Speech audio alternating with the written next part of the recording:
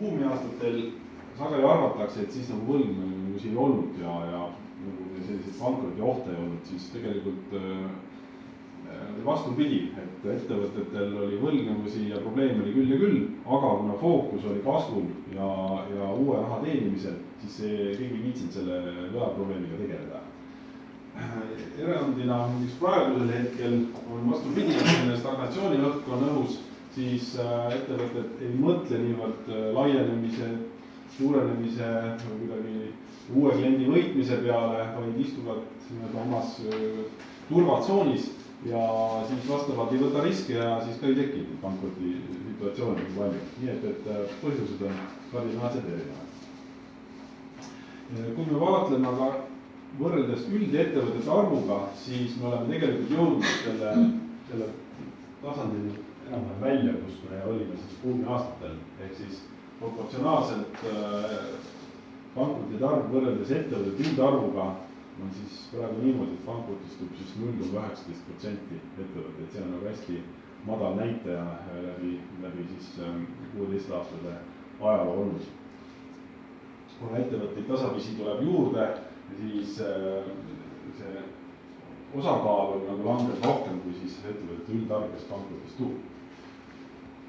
Nüüd raugemiste osakaal, et aastaid ja aastaid oli enam-vähem pooleks, et ettevõtted, kelle puhul tuvastati maksejõuetus, siis pooled raugesid ja pooled siis läbisid siis selle varade müümise ja jagamise protsessi, siis see pilt hakkas muutuma siis 2011. aastal, saavutasime tipu 2012, kui 71% ettevõtetest, kes siis kelle puhul tuvastati maksejõuetus, selgus, et neil siis varasid enam midagi järgi jäänud ei ole. Ja pankroti halduritel on siis olnud väga stabiilne nii-öelda nagu töökoormused, umbes 150 ettevõtet siis on olnud neid, kelle puhul siis neil nagu rohkem tööd on. Aga teisest küljest viimaste aastate trend on ka see, et see raugemiste osakaal tasahilju langeb ja kui see protsess jätkub niimoodi veel paar aastat, siis me oleme siin samas punktis tagasi, kus me oleme varem, et umbes pooled ettevõtted siis pankroti puhul raugevad ja pooled siis säilitavad mingisuguse hulga vara, mida siis saab ka võlausaldajate veel jagada. Ja 2016. aastaks me ennustame, et praeguse tausta puhul võiks öelda, et pankroti arv väheneb veelgi. Mingisugust kasvu kohe kindlasti ei paista. Nüüd, kuidas jagunevad need pankroti ettevõtted maakonniti? Et siis siin lõpus on siis pankrotide arv 1000 ettevõtte kohta, nagu me näeme siin trendid on kõik rohelised, ehk siis kõikides maakondades on olnud siis pankrotide vähenemine. No, siin on väiksed erinevused on siis Lääne- ja Viljandimaal, kus on olnud tõus, aga need on absoluutsarvud on väga väiksed, nii et mingisugust trendi kindlasti välja ei ole. Nii et vähenemine on üle-eestiline ja siis maakonnad, kus neid on keskmisest rohkem, on siis Raplamaa, Pärnumaa ja Tartumaa, kus on siis üle 2 pankrotist 1000 ettevõtte kohta. Nüüd tegevusalade lõikes on meil juba pikkade aastate jooksul välja kujunenud siit kolmik, kus on nii maksehäire statistika kui ka pankrotistatistika on kehvem ja need on siis majutus, toitlustus, ehitus ja siis ka tööstus. Et kui me nüüd räägime suurematest pankrotidest, siis nendes sektoris tegelikult õnneks möödunud aastal pankrot ei olnud. Aga sektorid on olnud aastaid suht nõrgad ja sealt siis neid pankrotega kahjuks natuke rohkem tekib. Et nagu me siin näeme, et räägime siin paariprotsendisest keskmisest, siis siin on nagu 1000 ettevõtte kohta neid 3 või rohkem. Vabandust, mitte protsendisest, mitte 3 või rohkem pankroti situatsiooni 1000 ettevõtte kohta. Ja mis seda pankroti siis iseloomustab, selleks kasutatakse krediidireitingut. Krediidireitingu eesmärk ongi ennustada pikaajalise maksejõudluse tõenäosust. Ehk siis, et kui suured reitinguagentuurid arvutavad reitinguid Soomele ja Kreekale ja võimalikele sellistele nii riikidele, linnadele kui ka pankadele, siis meie ennustame maksejõudluse tõenäosust ettevõtetele oma igapäevastes krediidiküsimuste puhul või ka siis kauba ja teenuse krediitide puhul.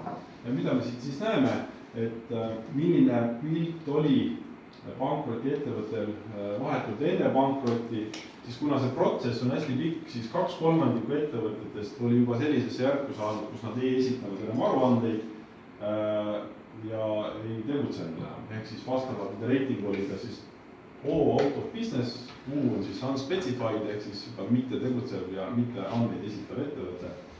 Ja need ettevõtted, kelle pankrotiprotsess oli kiirem, see 1/3, nende puhul siis reiting oli siis kas uue firma reiting, ehk paraku uus firma suhteliselt nõrk oma esimeste aastate jooksul ja äri ei pruugi õnnestuda, või siis madal reiting C1, B2, B.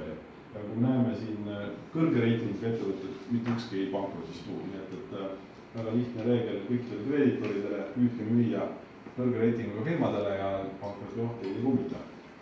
Uuringust ja mis selgus siis, mis ülised näitajad võib välja tuua. Et kui pankrotistus 376 äriühingut, siis nendest aastaaruandeid tegelikult 2014. aastal ehk siis pankrotile eelnev täisaasta aruanne oli mingi alla 60 aruande, mis siis ei ole piisav, et neid näitajaid analüüsida. Siis võtsime juurde ka 2013 esitatud aruandeid ja saime siis selleks valmiks 159 ettevõtet, kes siis tegutsesid veel 2014 või 2013 niimoodi, et said aastaaruandeid esitada. Ja selle valimi põhjal siis analüüsisime andmeid nii ja naapidi, leidsime, et enamus pankrotistajatest on ikkagi suhteliselt väiksed ettevõtted, üle pooltel jääb müügitulu alla 180 000 euro ja töötajate arv on keskmiselt 8-9 töötajat. Ja mis siis iseloomustab, et raske on nagu ühegi konkreetse näitaja põhjal viimasel ajal ennustada pankrotti, et kuna pankrotifirmas jääb vähemaks, siis mõne konkreetse näitaja põhjal, et kas seal kahjum või omakapital või võlad, et on suhteliselt raske ennustada, et siis põhiline, mis selgus, on just vaadata mitme aasta arenguid ja trende, et põhinäitajate nagu halvenemist või paranemist. Et ja üheks põhiliseks ohumärgiks oligi siis nagu põhinäitajate halvenemine 2-3 aasta jooksul. Et silma torkas siis lühiajaliste kohustuste kasvamine viimastel aastatel, mis võib üheks ohumärgiks pidada, siis omakapitali osakaal hakkab vähenema ja on juba seal mitte rahuldava taseme piiril juba 2-3 aastat varem ja siis väheneb sellest veelgi. Siis kahjum on ka 1-2 aasta lõikes või kasum muutub kahjumiks või on kahjum siis suurenenud 2 aasta jooksul. Likviidsusnäitajad on nõrgenevad ja väga nõrgad, et see tähendab siis, et ei ole nagu lootustki, et lühiajalisi kohustusi suudetaks katta. Ja siis ka enamusel oli neil nõrk või määratlemata krediidireiting, nagu Alar rääkis.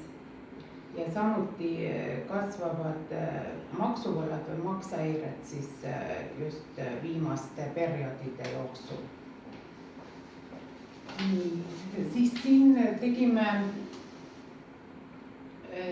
sellise nende aastaaruannete põhjal summaarsed nagu näitajad siis, et müügitulu siis oli alla 200 miljoni euro kokku pankrotistunud ettevõtete müügitulu ja see isegi viimasel aastal mõnevõrra kasvas.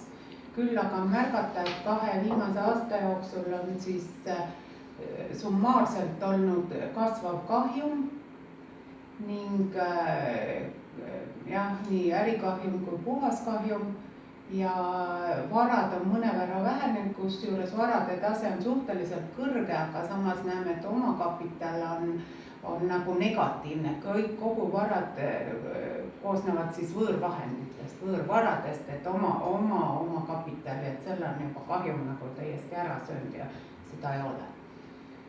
Ja siis töötajate arvu vähenemine, et summaarselt oli siis 1224 töötajat veel 2014. aastal.